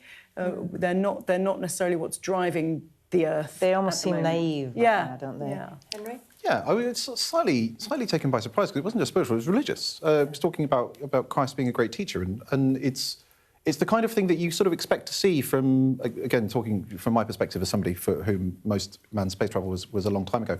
In the 60s and 70s and so on, when that was happening, and they were much more steeped in that culture. So it's really lovely to hear it, actually, because it's not something you necessarily expect to hear, except in a very kind of rote pro forma way from politicians sometimes, from public officials. From and this, scientists. And this is clearly exactly. from a scientist, but also just entirely sincere, not aiming to position for anything. It's lovely. I think that tone has been the same throughout, like the sincerity, as you mentioned. Well, it's now gone dark, so lost contact is going to last about 40 minutes. We can say what we like about them. No, they're not listening. But they might watch it back, you know, in 40 minutes. Now, and I think we can look at the front page of The Sun there. We saw the whole of the moon. And I think some people may not get the reference, but I think we do. That song has been in my head ever since I first saw that front page of The Sun on a loop. It's a great song. Yeah, so beautiful. And we will, of course, bring you more on that when they come into contact once again. But now let's go back to the papers that we were looking at. I think if we start with the Eye, page 33. Savannah Guthrie back on screens in the United States. She is the presenter of NBC's Today show. And she's been missing from screens, or at least from her job. She's been on screens asking for help because her mother's been kidnapped. And now she's finally back on TV, although the mother still not not found. Yeah, just a really harrowing little story, really, because, of course, as you say, there's been no resolution to this. It's such a bizarre thing to happen, because, one, kidnapping, it's not all that common. Kidnapping of high-profile people, it used to be a much more common crime, and the fact that at some point you do just have to start trying to live a normal life again. And it's excellent that she's able to do it, but a horrible reminder of a horrible story. Yeah, and a mystery, because, of course, she's so high profile in the United States that obviously she managed to get the message out, you know, on every outlet. Yes, which is what's really terrifying. You'd expect something like this to be resolved quite quickly, but in the world of kidnap and ransom, things can go on for a very long time, and there'll be a lot of negotiation going on behind the scenes that we know nothing about, and it's not in her interest for that to be public. And I guess going back to work and seeing, given the appearance that everything is as normal, is probably in the best interest of getting her mother released. But, you know, poor woman. Yeah, absolutely. Let's rattle through some more stories. Times P2 crop, page 2. Income tax thresholds freeze will wipe out energy bill cut. Henry, what's the story about? Essentially, Conservative government under Rishi Sunak as Chancellor did it first, but they broke. It used to be that income tax thresholds were raised with inflation, and then they stopped doing that, which means that every year more people are sucked into higher income tax brackets. This specific story is that the effect of that will wipe out the help that the government is giving with energy bills. I think my takeaway from this is that we as journalists just need to start talking about this as an income tax increase, right? Because the fact is that if the Chancellor did an increase in the headline rate of income tax, we would cover it as that and there would be an enormous row. But because we keep talking about thresholds freeze and all the rest of it, it is, in every way that matters, and Paul Johnson from the IFS, or formerly of the IFS, was saying this earlier, it is just an increase in income tax, and we need to say so. Jenny? And this is also because the new tax year begins now, and there are all sorts of different realities facing all of us, and we know that the pinch is going to come with energy bills, and we don't know precisely what the government strategy is going to be, but that it will be targeted. It will be targeted on probably people who are in receipt of benefits. So it is the people who are going to be moving into the higher tax brackets who are going to find the greatest pinch towards the end of the year. If we just look at two more front pages, one is the Daily Mail front page, the doctors and the resident doctor strike, 3 billion cost of doctor strikes, that's the headline for the Daily Mail. But let's finish on a story which I'm told is page 25 of the Eye, which I don't actually have in front of me, but it does say warm weather. So I feel confident that it's a story about how next week or this week, they're telling me warmest temperatures this year, which doesn't say much. But I mean, pretty early. On Wednesday, apparently, it's going to be quite warm. I really want to fire up the barbecue. I'm sick of it being cold. It's not been a great year so far. No. We need something to make us smile. Yeah, and we're into spring. Henry? I mean, yeah, I was having that thing. I went out for a walk today, and I was like, oh, it's our first properly nice day. Exactly. Need more of them. So yeah, bring it on. Yeah, well, they're coming this week, so that's good news. Henry, Jenny, thank you both so much. It's been great having you. I hope to see you soon. Now let's get the latest from Sky Sports News with David.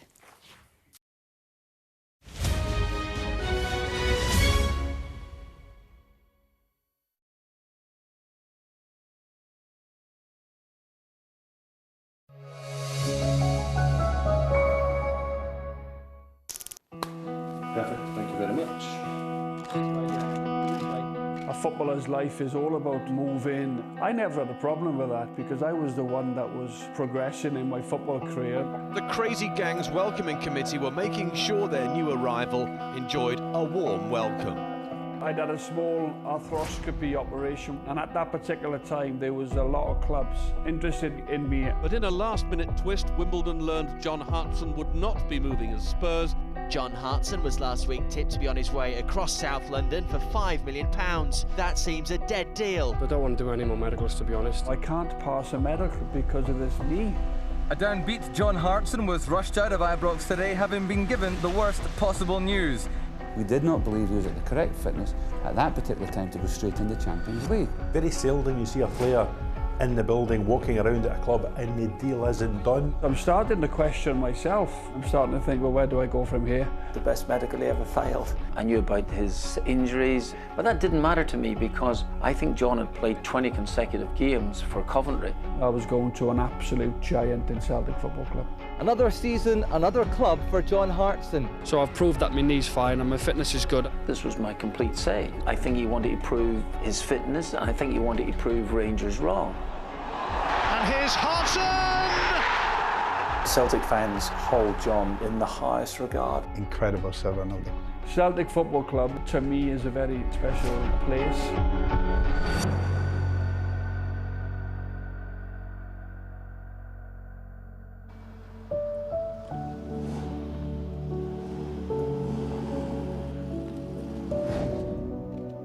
These are the two strikers that have grabbed George Graham's eye, and at quite a cost. John Hartson, the teenager, arrives at Highbury in return for a cheque to the tune of £2.5 million. It's just brilliant for me, it's just a dream come true, really, to come to a club as big as Arsenal. A lot of my career I've moved around. When you get offered to go and sign for big clubs, a footballer's life is all about moving and, resettling, but I never had a problem with that. I went to Luton at 16 on a YTS scheme, progressed, and there was quite a few clubs interested in me at that time. It's just a new start for me, I've just got to start fresh and just perhaps show people, what I can do. I had 2 great years at Arsenal. They bid £2.5 million, which was a British teenage transfer record at the time. He was bought for a certain part of the team, a more physical side. By the way, how good was he in the air? We were good at set pieces, and long throws, and that's what John was fantastic at. In out-and-out 9, that's exactly what John was. Arsene, this way, please. Arsene Wenger came in, and I remember Arsene Wenger was superb. And he asked me,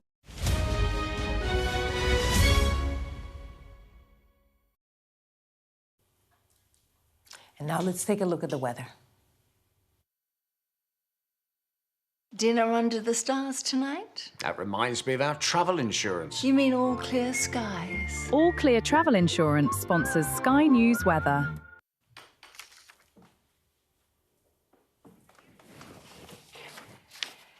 Well, it's looking more settled this week and quite a bit warmer into Thursday. Southern parts are likely to see the highest temperature of the year so far today. There'll be a mostly dry start to the day with a patchy frost in the clearer, calmer north and east. But northwestern Scotland can expect a few showers. The far west of Ireland will see rain edging in too. Now, Britain looks like staying mainly fine through the morning with long sunny spells, but northwestern Scotland will see a few more showers. Elsewhere, western parts of Ireland will turn wet, while Northern Ireland and the east of Ireland look quite cloudy. It will be warm for most, although quite windy in the west. Western parts of Northern Ireland and northwestern Scotland will see outbreaks of rain edging in later, while the far west of Ireland will turn drier. All Clear Travel Insurance proudly sponsors Sky News Weather. Well, that was the wrap. Thank you for watching. And all the key moments from the Artemis 2 moon mission, which is currently behind the moon and out of contact. All the key moments coming up right here on Sky News. Thanks for watching. Good night.